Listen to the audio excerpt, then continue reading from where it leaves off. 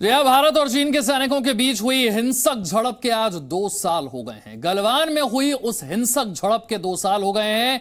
ये शौर्य के 2 साल हैं, बेमिसाल पराक्रम के 2 साल हैं। और अब आपको यह बताते हैं कि गलवान में जो जीत हुई वो भारत के लिए इतनी महत्वपूर्ण क्यों है। भारतीय सेना के जवानों ने गलवान में जिस तरह से चीन को गर्दन तोड़ जवाब दिया, वो चीन के साथ साथ पूरी दुनिया के लिए एक संदेश था कि भारत अपनी लड़ाई को कैसे लड़ता है।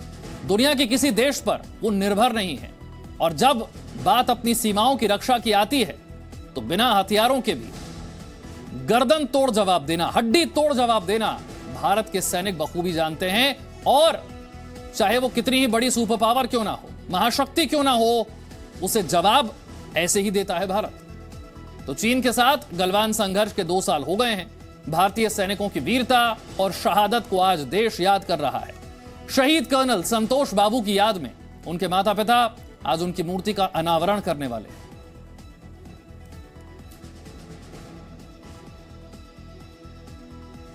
ये वो संघर्ष है, ये वो हिंसक झड़प है जिसमें भारतीय सेना ने अपने 20 जांबाज जवानों को खोया था, लेकिन उसके बदले में चीन के 45 से 50 सैनिक मार गिराए थे। लाइन ऑफ एक्चुअल कंट्रोल पर उसके बाद से 2 साल हो गए हैं। यह तनाव बरकरार है, लेकिन भारत ने चीन को पीछे हटने पर मजबूर जरूर किया, अंतर्राष्ट्रीय स्तर पर दबाव बनाने का काम जरूर किया, और दुनिया के साथ साथ चीन को यह दिखाया कि भारत अपनी लड़ाई लड़ने के लिए दुनिया के किसी देश पर निर्भर नहीं है, दुनिया की किसी देश की मदद पर निर्भर नहीं है। वो अपनी लड़ाई को खुद लड़ सकता है, और सामने चाहे दुश्मन कितना भी बड़ा हो, कितना भी मजबूत हो, चाहे वो आर्थिक महाशक्ति क्यों ना हो, चाहे वो विस्तारवादी चीन ही क्यों ना हो, उसके सैनिकों को गर्दन तोड़ जवाब देना, हड्डियां उसकी तोड़ देना, यह भारत जानता है, और भारत ने यह करके दिखाया।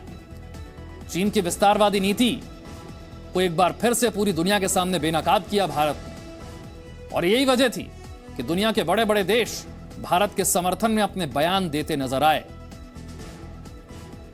कर्नल संतोष बाबू की शहादत को कोई कैसे भूल सकता है, उनके शौर्य को, उनके पराक्रम को कोई कैसे भूल सकता है। आज उनके माता पिता उनकी मूर्ति का अनावरण करने जा रहे हैं। मरणोपरांत उन्हें महावीर चक्र से सम्मानित भी किया गया। गलवान के उन वीर शहीदों को आज याद करने का दिन है, नमन करने का दिन है, जिनकी वजह से हमारी सीमाएं सुरक्षित हैं।